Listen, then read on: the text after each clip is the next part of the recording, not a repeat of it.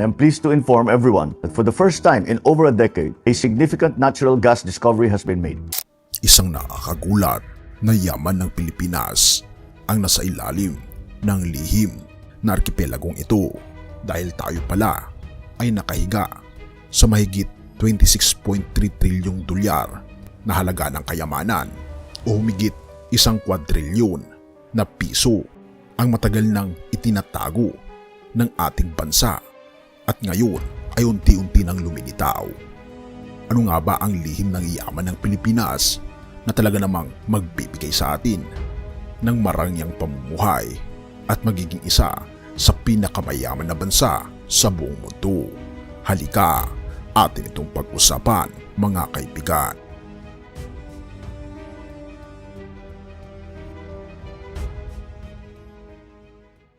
The discovered reservoir called Malampaya East 1 or MAE-1 is located about 5 kilometers east of the existing Malampaya field. The MAE-1 is estimated to contain around 98 billion cubic feet of gas in place. Katumbas nito ang halos 14 na bilyong kilowatt-hour ng kuryente sa isang taon. Ibig sabihin, makakapag-supply ito ng kuryente sa mahigit 5.7 milyong kabahayan, 9,500 na gusali o halos 200,000 paaralan sa loob ng isang taon. This helps Malampaya's contribution and strengthens our domestic gas supply for many years to come.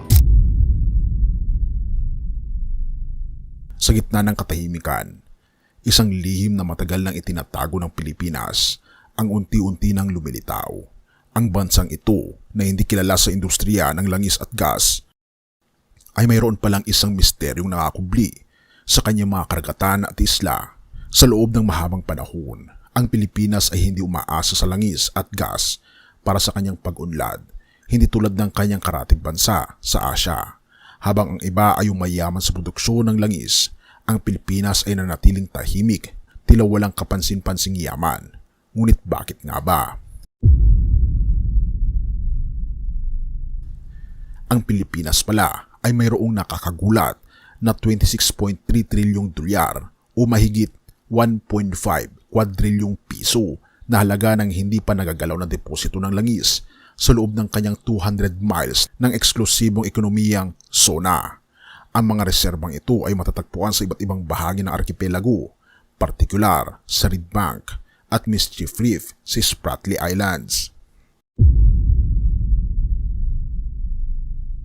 At dito sobrang napakahiwaga ng Spratly.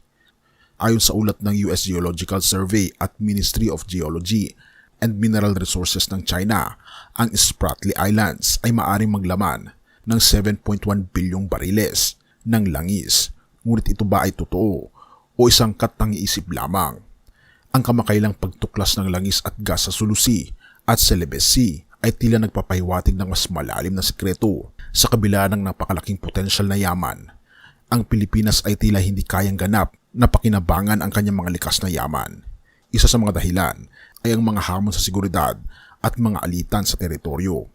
Ang mga reserbang ito ay matatagpuan sa bahagi ng arkipelago na puno ng mga alitan, lalo na sa Spratly Islands na pinag-aagawan ng maraming bansa. At ito ang isang mahiwagang hamon. Noong 2011, tinukoy ng Hydrocarbons Technology Industry Journal ang Pilipinas bilang isang bagong lugar para sa oil exploration, kasama na ang Argentina. May mga potensyal sa lugar ng Spratly Islands, Sulu Sea, Celebes Sea at Philippine Sea. Ngunit sapat ba ang yaman na ito upang maiangat ang bansa mula sa kahirapan? Ito ang makapangyarihang tanong. Kaya bang tapusin ng Pilipinas ang kanyang mga alitan at ma-access ang 26.3 trilyong dolyar na halaga o mahigit 1.5 kwadrilyong piso na halaga ng reserbang langis? Ang kasalukuyang administrasyon ay nagsisikap na palayain ang buong potensyal ng mga likas na yaman ng bansa upang mapanatili ang ekonomiyang pag-unlad nito at tiyakin ang kinabukasan, habang ang Department of Energy ay nagbigay ng go signal para sa iba pang potensyal na exploration areas. Ang mga hamon sa seguridad at mga alitan ay patuloy na humahadlang.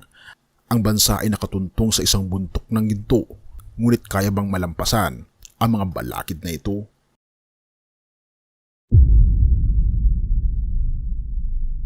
Ang Reed Bank, na kontrolado ng bilyonaryong negosyanteng si Manny B. Pangilinan, ay isa sa mga pangunahing lugar para sa exploration. ngunit ang bawat hakbang ay puno ng panganib. Ano ang mga maaaring matuklasan dito? Magiging sapat ba ang yaman upang mabago ang kapalaran ng bansa?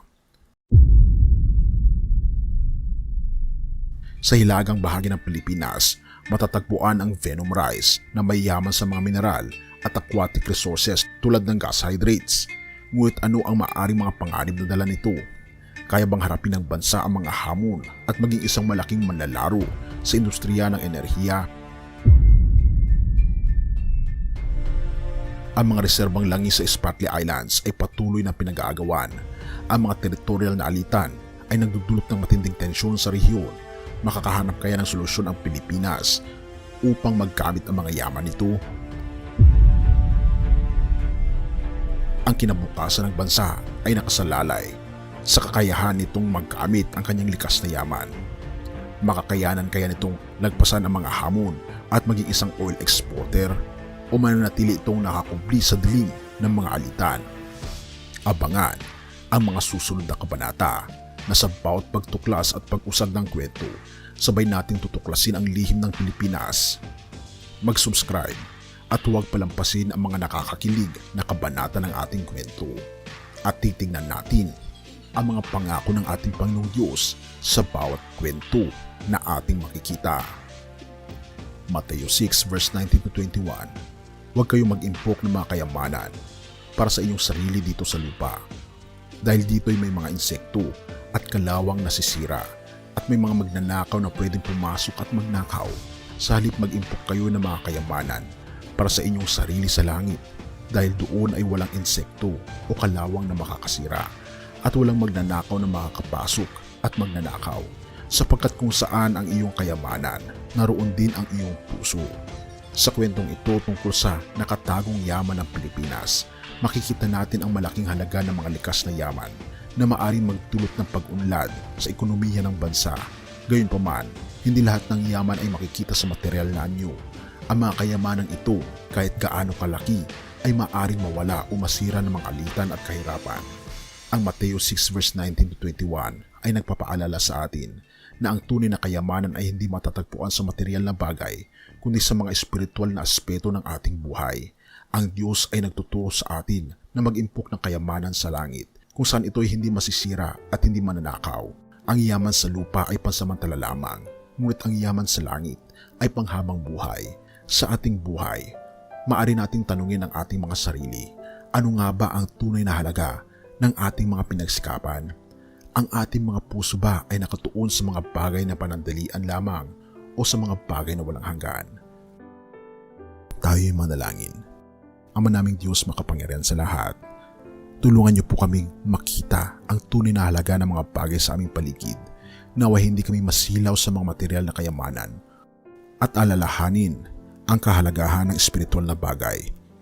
Gabayan niyo po kami sa pag-iimpok ng kayamanan sa langit, kung saan ito'y hindi mawawala. Salamat Panginoon sa pagdinig ng aming mga panalangin at patawarin po kami sa lahat ng aming pagkukulang at pagkakasala. Sapat ito may samot hiling sa matamis na pangalan ng aming Panginoon at tagapagligtas na si Jesus. Amen. Bago natin ipagpatuloy kaibigan, siya nga pala ang Great Controversy, na isa sa mga pinaka-kontrobersyal na libro dahil tumutukoy ito sa mga propesiya sa libro ng Daniel at Revelation na nagaganap na sa panahon natin ngayon. Bago ang pagdating ng ating Panginoong Diyos ay pinamimigay na namin ng libre sa pamamagitan ng PDF. At ito ay nasa limited lamang na panahon, kaya i-click mo sa description sa baba upang ma-avail mo kaibigan ang napaka-importanteng libro ito na magbubukas sa iyo sa mas maliwanag mong hinaharap.